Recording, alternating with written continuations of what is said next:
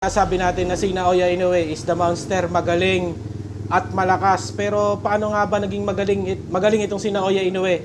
Ito is base doon sa napanood kong laban niya. Ito is yung laban niya kay Nonito Donaire ng 1 at 2. Ito ang binigyan kong halimbawa dahil si Donaire lang ang sa tingin ko ang pinakamalakas at pinakamagaling na nakalaban ni Naoya Inoue. Kahit na si Nonito Donaire is wala na sa prime niya. Paano nga ba gumalaw si Naoya Inoue? So, meron siyang 3 stance and 2 rito is yung gamit na gamit niya. Ang una is yung naka-high guard siya, nakaganto. High guard. Pero hindi nakaganto. Hindi nakaganto. Nakaganto siya. At nakikipagharapan siya sa kalaban.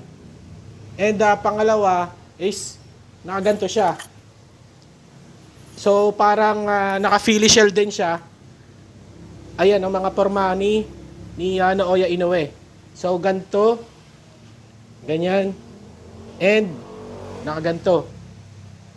So, ito si Naoya Inoue is hindi siya flat-footed, hindi rin siya malikot, no? Hindi siya malikot. Hindi siya gaganon-ganon. Hindi siya gaganon-ganon. Ganto lang ang ginagawa ni Naoya, nakaganto lang. Steady lang siya. Yan, at kung minsan is ganto lang siya. Slide lang siya sa kanan or nakaganto lang siya. Pero never mo siya makikita ang gaganon siya. Walang ganon si Naoya and napakasimple lang ng galaw ni Naoya. Ngayon, doon sa laban nila ni Nonito Donaire, makikita natin doon na gamit ni Naoya Inoue yung kanyang jabs. So nakaganto lang si Naoya and ang jabs niya sharp, talagang mabilis. And dito sa laban ni Nonito Donaire, kanan si Nonito, and si Nonito nga is malakas ang kaliwa, yung left hook ni Nonito.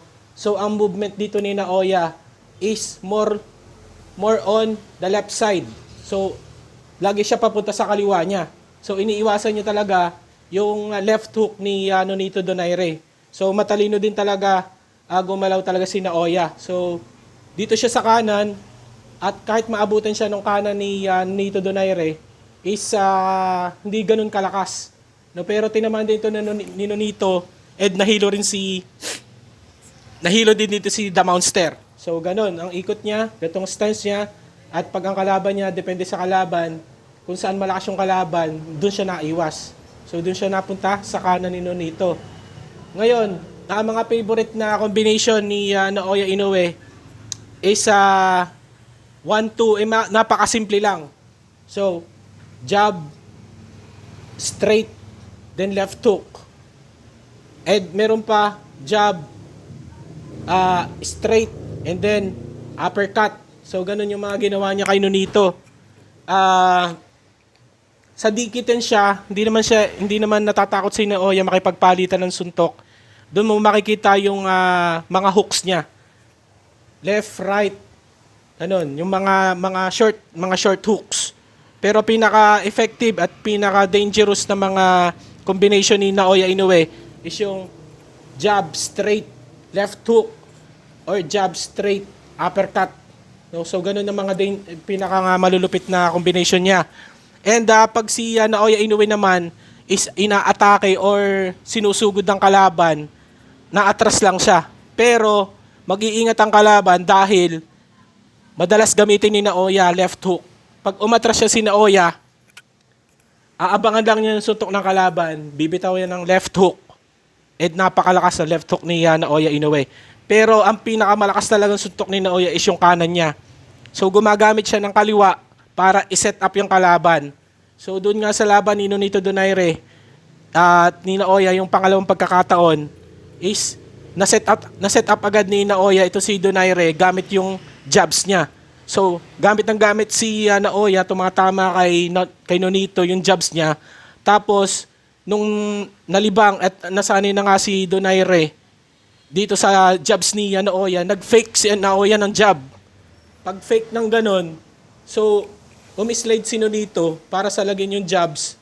And, yun, nakita nga, open yung mukha, yung panga ni Nonito. And kanan tumama, bagsak si Nonito doon. Pero nakatayo pa naman. And Ang kahinaan lang ni Naoya is pag siya na ang sinusugod. So wala siyang masyadong depensa, takbo lang siya, no? Pwede siya umiwas pa kaliwa, kanan. And pag na-corner na talaga siya, is wala siya talagang maayos na depensa. So nakaganto lang siya. Yan, naka-cover, naka-high guard. And nag-aabang lang siya ng one punch na counter. So laging iiwasan ng mga kalaban ni Naoya is yung left hook niya. So talagang yan ang nauuna na patama niya is left hook. Yan talaga yung paborito niya. Hindi nawawala yung suntok niya na left hook. And marami nang nabiktima yung left hook yan ni Naoya. So every time, lalong-lalo na pag sinusugod si Naoya Inoue, is ang papatama niyan is left hook muna. Ano? Kahit panoorin natin ng paulit-ulit, pag si Naoya is atrasado, dumedepensa, kakaunter yan, and kaliwa ang kagamitin niya, left hook. So yun lang muna, Craft Master.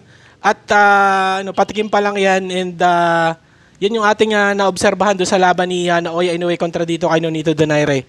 So hanggang sa muli, maraming salamat.